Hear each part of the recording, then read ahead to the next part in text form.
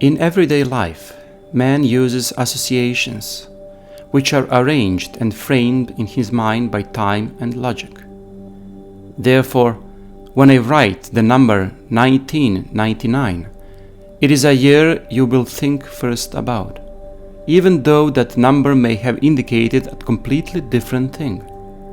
And at that moment, when your mind thinks that it is a matter of years, from that moment, without checking, provoked by that number, your mind now starts thinking about completely independent but living memories, about the last New Year, summer vacation.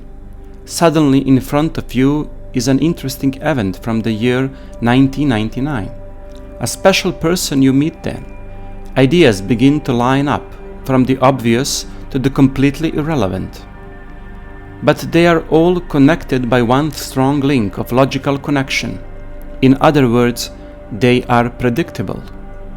If we look at the whole history of humankind and the role of enlightenment in it, we can conclude one impressive thing, and that is enlightenment is statistically non-existent.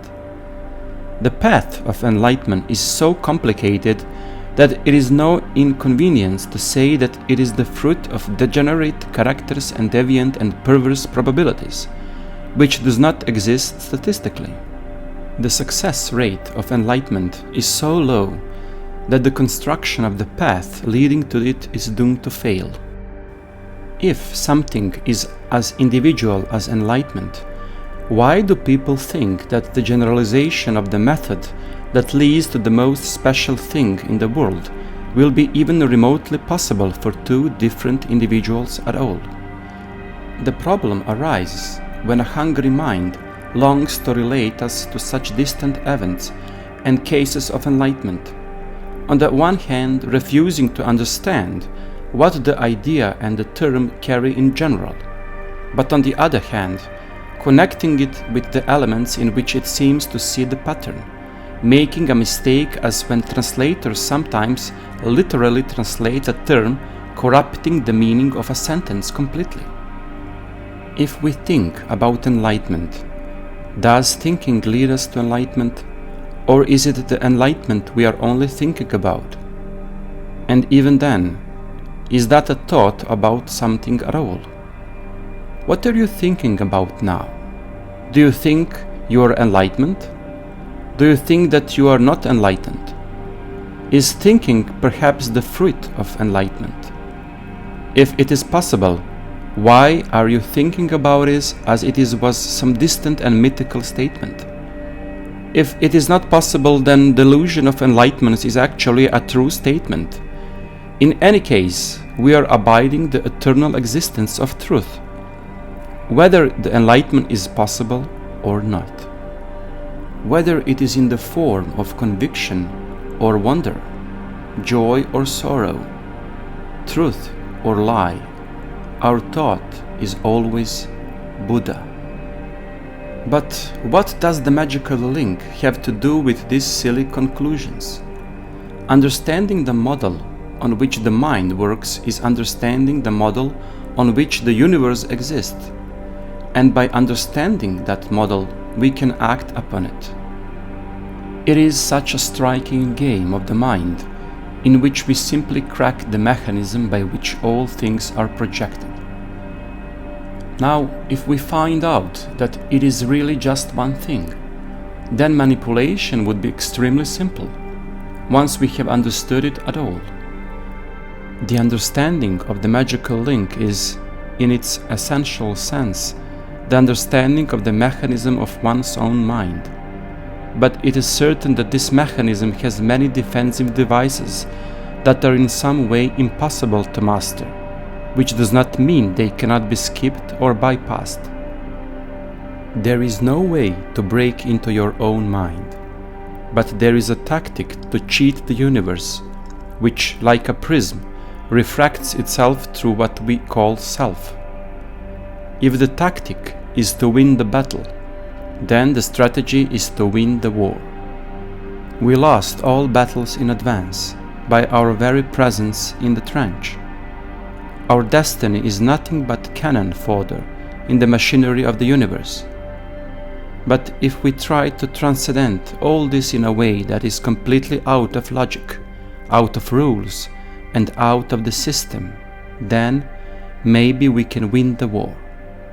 The theory of sigils shows quite clearly the power of absurdity and illogicality in the materialization of desires. Why not apply this method of research to other fields in our holy academy? The magical link is much more than connecting by logic or even intuition. It is connecting first by intention and foremost by will. Manifested things do not possess the element of distance in their very nature. The only question is how to connect those that are only seemingly unrelated. It is completely similar to the pages on the internet. We can connect two web pages that have no similarities with a link in the form of a word or even a picture. But what is most important to us is that both pages are present on the network and existing on the same or different server. There may not be a link that would help us jump from one page to another, or we do not see it, which does not mean that these pages do not exist. In fact, their existence is equally real with and without a link. But that link abolished our perception. In other words, without a link, we do not perceive the other side. In our mind map, all paths are real paths, but it is important where we want to go. The ultimate fantasy is that in all these endless streets, we are the ones who give names and street numbers, changing and adapting them over time. The fact that we change the name of a street does not mean that the street no longer exists. Of course it does, in exactly the same way as before. Only the traffic of our thoughts now goes in a different direction. Whether we will create a traffic jam, overcrowding some streets in our mind, it does not matter, as long as vehicles, that is, awareness and knowledge, reach their destinations. The problem arises when we make a flow of traffic in these streets, spinning in circles which are simply impossible to leave. What we need now is a byway, a secret passage that will find a way out of its vicious circle and its mechanism of one-way and two-way streets, and thus enter a completely dark part of the city, a dark part of our own mind. The art of the magical link is the art of placing such a passage in every possible street, leading both into and out of it. If we now expand this plan of the city of our mind, we will see that there are as many such obscure passages as regular streets and a living and hidden network circulating and passing under that city. There is even one completely different settlement, or even a whole civilization in such an underground.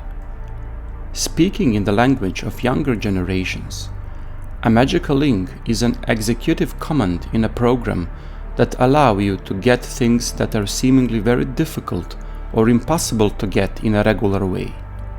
In other words, a magical link is a cheat that is universal for all games of the mind and which is fully adaptable to all circumstances. The only condition is to start from just one possible platform, and that is from our own mind. That is why it is so sad to be looking for a magical link in other people's examples or advices. What we need to do is look at other link only as a source of invention and imagination, only for us to be able to do a similar thing by ourselves. But using identical things is such a meaningless outcome. It is like adding a mandatory road sign from a busy street detouring the same traffic to a smaller, narrow street. The outcome will only be worse. Now, all those who rush from work unknowingly enter a narrow street, completely blocking the flow of thoughts and life in our minds. In this situation, a magical link is applied by activating the logical reality sensor, declaring it as pure nonsense and rubbish. In other words, we will apply all the magical instructions and recipes, revealing that the whole thing is not working at all. We refuse to realize that it does not work simply because we copied the recipe instead of changing it. We need a ready and delicious meal at the end with a completely different recipe. This way, we use exactly the same recipe, getting a completely different dish, overcooked and completely inedible. In every respect, the neophyte must approach the idea of the will lively and openly, not even your own or anyone else, but the will itself, which is always as it is, there and nowhere else, which is as it is because it is no different. In all this work, the flow of his thoughts is always such a precious bag of gifts. Let the neophyte rummage through it like a child, finding the source of the success of this sublime magical instrument in it. Our mind is the ultimate server where all possible and impossible potentials are located. All we have to do is to insert a link where we need it, connecting the existing pages which are all on exactly the same server. That link is a magical link. It is by no means as magical as it is a link. The term link in itself must acquire a glorious character in our mind, giving it life and vitality, to act as a divine mechanism, to remove it and insert it by the very thought of it. In fact, our very thought of a magical link is in itself a link. The very desire to get a thing brings that thing. Our mind apparatus must understand that a link is what we want it to be. It is completely independent of symbols and meanings. It draws its nature from chaos and absurdity and is carried by the only condition in the universe, the will. This whole tutorial is in itself a magical link. It is these words that detour your will into that little passage we mentioned earlier, and even if you do not want to think about it, you are in fact doing exactly this. And right now, that passage inside your mind has just been made by the mere words you are reading right now. It is now up to you to use it according to the same will that manifested it by the very thought of it. But this magical link is so much more sublime than the art of fulfilling desires, so much higher and wider than applying it in the circus art of seduction, getting lottery or a job, or finding lost keys. There are two ways to work with a magical link. First, when you create a magical link. The second, when you become aware of a magical link in places where it has not existed at first. One is a question of the mind, the other is a question of consciousness. But as both things inevitably point to the same thing, so a magical link can define that very place, the mind. Connected things are connected to the mind in the way it is thought about them. Thinking itself is a link of the highest kind. Just by being alive, you are connected to one of the two things, the angel and the abyss. You are the most sublime example of the magical link to the angel, with whom you are one and the same thing all the time. The only way to truly act upon one thing is to rule out the existence of any other. The magical link is a distorted image of the Buddha. All things are connected because it is always one and the same thing in all dimensions of the universe. There are no things, there is only one thing. There are no minds, there is only the mind. There is no experience, there is only one experience. There is no infinity of things, there is only one infinity. There is just one limitless. All that is learned and transmitted is only one and the same knowledge and conversation of the holy guardian angel. But if everything is connected already, then why is there a need for a magical link? We can freely say that the answer to this question points to adepthood, to say the least, but it certainly does not make this lesson more or less meaningless. A full understanding of the solar eclipse is clearly not a condition for enjoying the shade during summer sun. We certainly go further in our perception of one of the most solemn magical links, the relationship between the superior and the student. It is not so much as brotherhood as it is a partnership. When two fishermen go fishing together, then they share the catch in a very special way. The first one sorts the fish into two piles, and the second one then wonders which pile to choose and which one to stay with the one who sorted them. Each next time they switch roles. This comparison is the best description of this divine partnership between the superior and the student. All that has ever taken place in the universe is the transfer of this phenomenon. In our great order, the role of the superior is like in a school system. First we get a teacher who teaches all the skills. Then we get a different teacher for each individual subject. And then we get a mentor in college. As we progress, so does the very appearance of the teacher, that is, the superior. Thus, he is only a pale shadow in the form of a person who is a witness to our progress, a source of knowledge to the very least extent, after which the role is taken over by the angel leading the being to the abyss, and it stops there. For no angel can lead the aspirant across the abyss. All that range is the most sublime of all the magical links, from the moment of birth until the entering of the city of the pyramids. In fact, it is the sole magical link in its endless variants.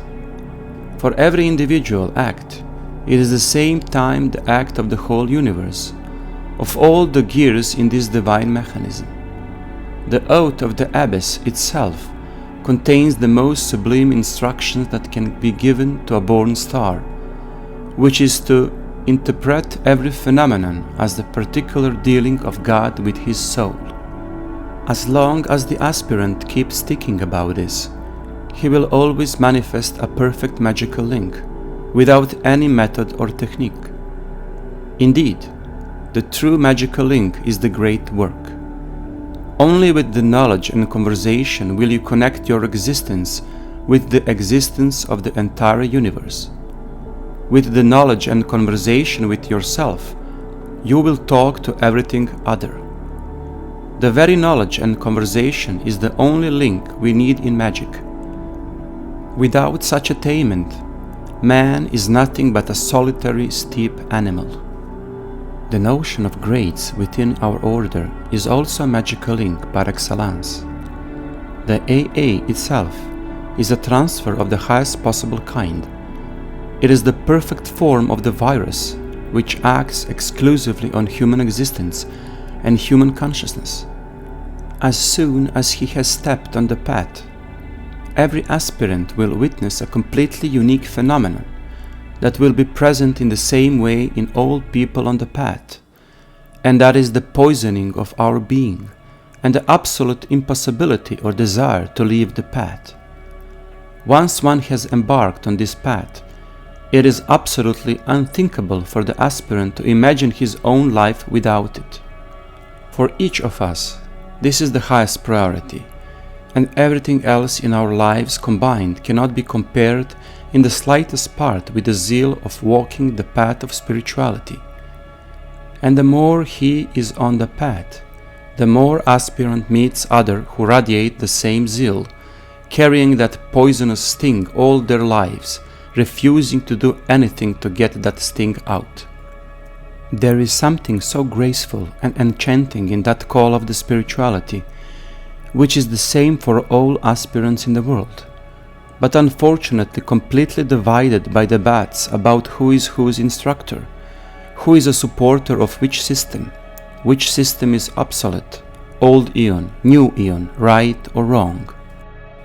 Instead of holding fast to this uniqueness, which is perhaps the most authentic feature in the history of the entire human race, we remain divided, even though we declare the path to unity and freedom, with our lives doing it with the same kind of exaggeration. Ego games, mechanism by which we all deviate in exactly the same way, and yet by the same mechanism which brings us all the same goal in the same way, the great work. For there, every means is permissible. We weep, we wage war against the most beloved ones for completely ridiculous reasons.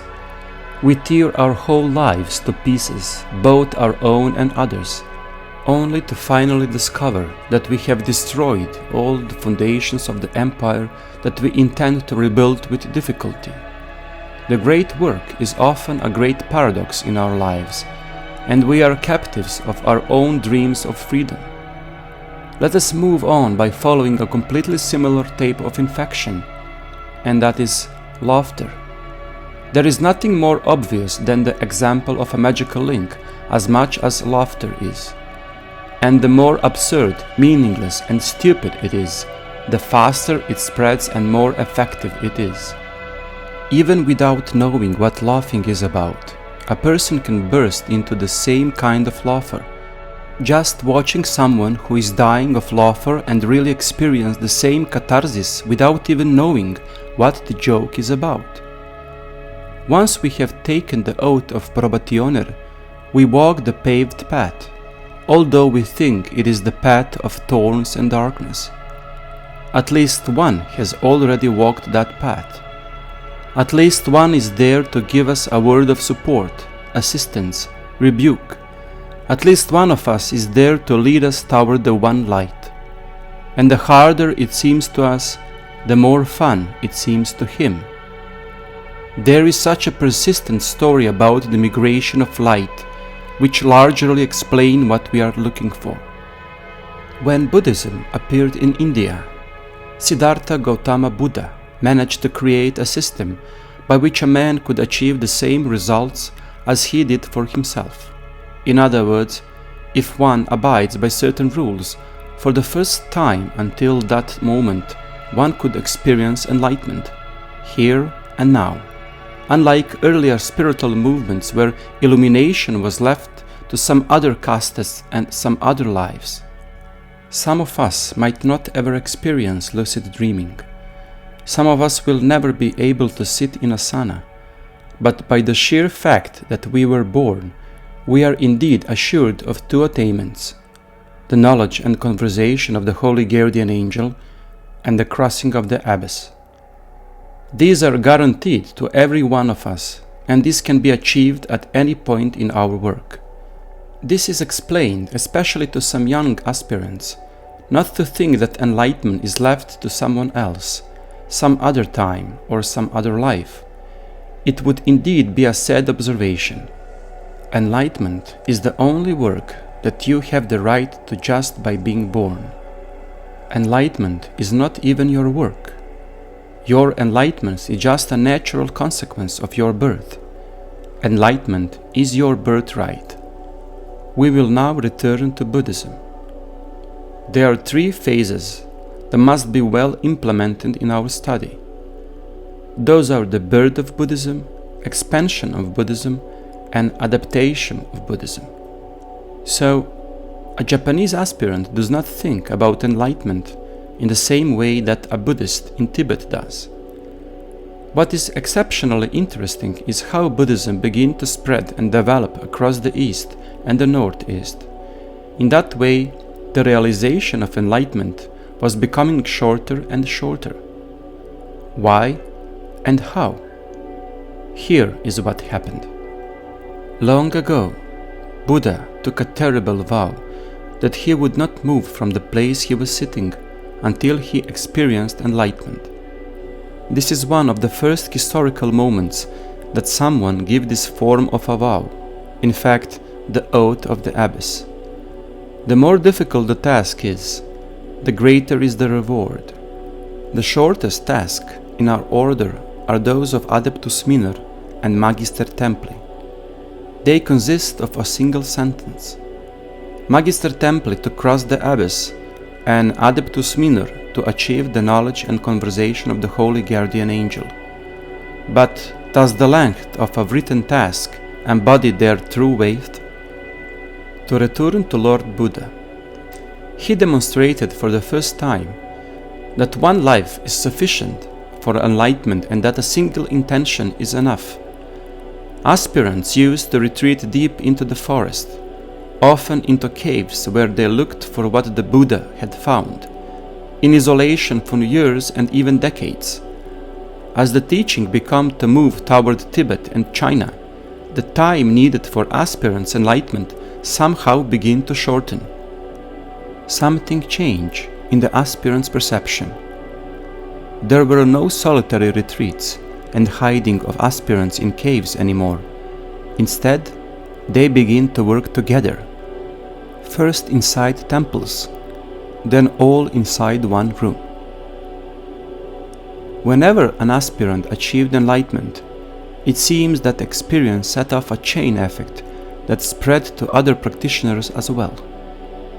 In the beginning, all the participants in the same room were facing a wall with their eyes open, which was quite different from the closed-eye meditations, the way it had been practiced until then. And now, something wonderful happened. Someone felt the magical link to turn people not to face a wall, but look into each other's eyes. Enlightenment occurred even more frequently. And so, the aspirants revealed different and extraordinary experience of unique emptiness in their minds, which could not be perceived until then. The emphasis was slowly placed on completely specific participation of emptiness, as the content of all things and experiences, and as an excellent transmitter of a magical link. In this way, Eastern thought showed to the world that the ultimate essence of its teaching was not nihilism, as understood by Western minds, but cosmic surrealism. This is such a fantastic observation. Enlightenment moved from one aspirant to another, changing aspirants but also changing itself, adapting to new circumstances as some self-regulatory body. A magical link is always and exclusively the question of consciousness. The more conscious a person is, the easier and more naturally manifested and found a magical link is. By transmitting the truth, that truth does not deepen.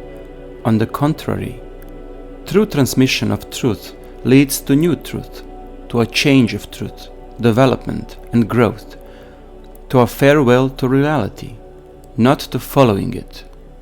The truth does not deepen but changes. They are a whole branch, a living tangle of truths that all touch, giggle, tickle and clash. The only truth is that there are multiple truths, and all point to the truth that truth does not exist. One can hardly find a better account of this than it is presented in the Prajnaparamita Hridaya Sutra, which goes as follows. Therefore, O Sariputra, here in this emptiness there is no body, no feeling, no thought, no will, no consciousness. There are no eyes, no ears, no nose, no tongue, no body, no mind. There is no seeing, no hearing, no smelling, no tasting, no touching, no imagining. There is nothing seen, nor heard, nor smelled, nor tasted, nor touched, nor imagined. There is no ignorance, and no end to ignorance. There is no old age and death, and end to old age and death. There is no suffering, no cause of suffering, no end to suffering, no path of ending to suffering. There is no attainment of nirvana, and no nirvana to attain.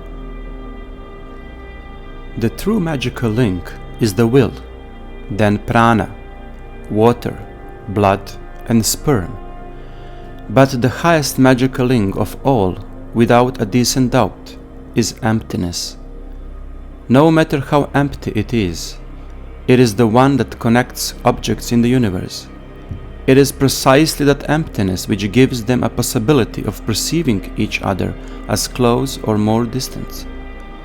Emptiness itself is always the cradle of love. The girl thinks more about her darling when he is on the waste sea than when he is on the doorstep. In the end, there we can find all people we do not have anymore, all that we are afraid of, and all that we are proud of. There is all that could not be and all that is, that what is long gone and what we think is yet to come. Truly, breaking up with all things create a magical link that has no flaws. He who is free from everything can use everything freely. To the one who does not care about anything, nothing is missing. He who goes nowhere is always at his right place, for no single act deviates the aspirant from the self more than his attempt to reach the very self. A free man does not strive from what he already has. Only the prisoner yearns from freedom. Indeed, the emptiness is the only possible magical link. Everything else is its clumsy nickname.